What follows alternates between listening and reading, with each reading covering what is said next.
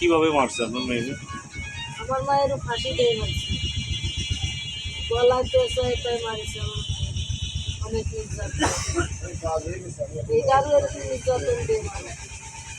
না, আমরা তো শুনেছি যে ধর্ষণ করে মারছে। নির্যাতন মানে কি? আচ্ছা, এই যে ইটু শেখ তার বাড়ি কিন্তু ভাঙচুর করেছে এলাকাবাসী। ভাঙচুরে আমার কাজ হবে না। আমার এদিকেই করে না, আমার জন্য মুখখানি করছে, ওর ওরকম মুখখানি করছে। যে সন্তান আমার কি জ্বালা, ওর তো সে ধামরা রাগ, আমার তো ধামরা না, আমার তো না পারলো।